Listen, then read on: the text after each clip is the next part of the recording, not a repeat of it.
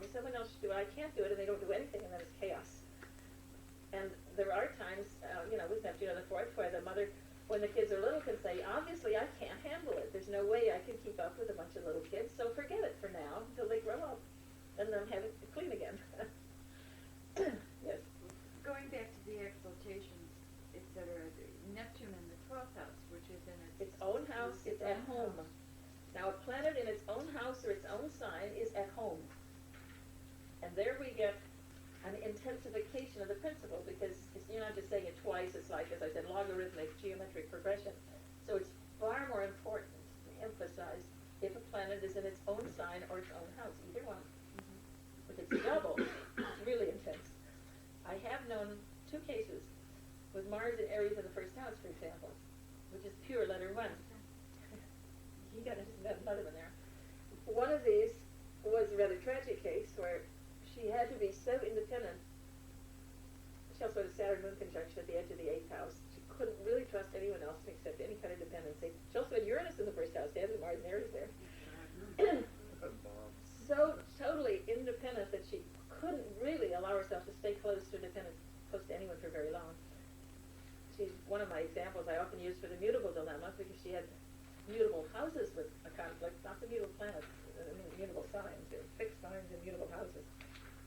Started out as a registered nurse, studied anthropology, got a degree in sociology, studied music, got a degree in psychology, got another degree in psychology, was studying astrology with me. By this time she was in her early 40s, and she still didn't know what she believed, what she trusted, what she wanted, where she was going, or what she wanted to do with her life. What she wanted to be when she grew up. But that's partly the Mars and Uranus need for constant change and doing something different.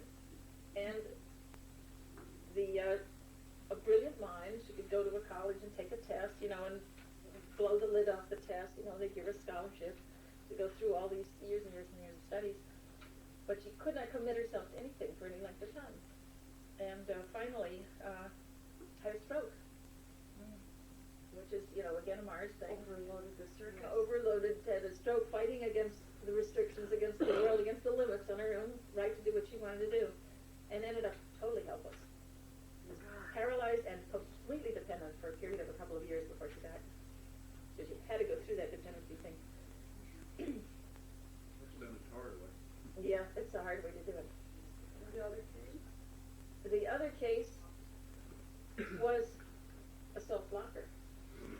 The other case had the Mars and Aries in the first house, square Saturn in Cancer, quincunx Jupiter in Virgo.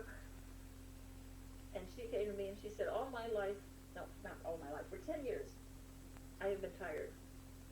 The doctors can't find anything wrong, but I'm tired all the time. I just have no energy. So I looked at that Saturn Jupiter, and the Mars and Aries in the first was saying, I have the right and power to do what I want to do. And the Jupiter was saying, you got to do what's right. And the Saturn was saying, it's against the law, it's against your conscience, you can't do that.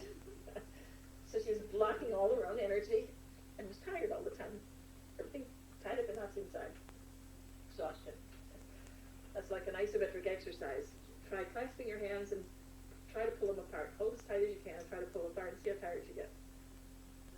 One part of the energy fighting another part, exhaustion. This is getting into our psychosomatic day. We're ahead of ourselves. Yes? Would it be appropriate to comment now on the relative importance of the sign on the house cusps of empty houses? Yes, that's a fine question. Planets, always the most important, as far as I'm concerned. Planets, always the most important.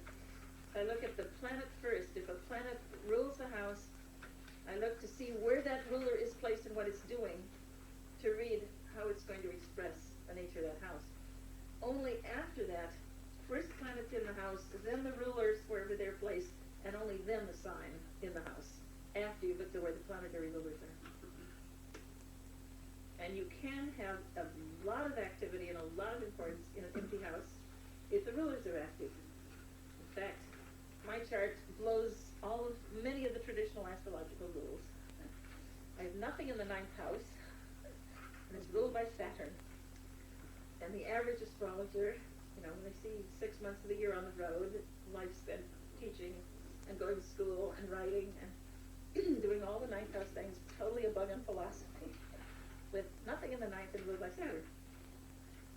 when you look at the rulers, it doesn't make sense. So you can't assume that an empty house is good or bad. You can't assume that with anything. But you can't assume that it's unimportant, which a lot of people do.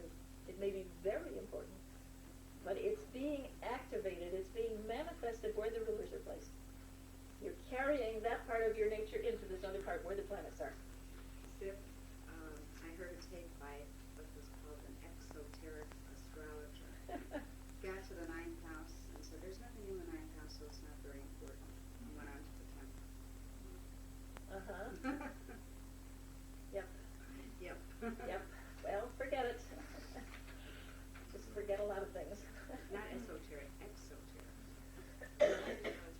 Where I was studying astrology many years ago, and I was pregnant, and somebody was going around the chart saying, this is your house, and he said, you have nothing in the 5th house, probably won't have any children. I said, how come I'm pregnant?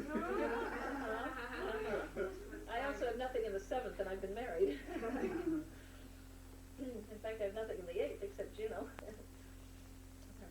One of the asteroids. Okay, I didn't want to do asteroids, but our time is out. So right after the lunch break, I will spend a little time on asteroids, and then we'll do our combinations. So take a break, and we'll put the lunch in.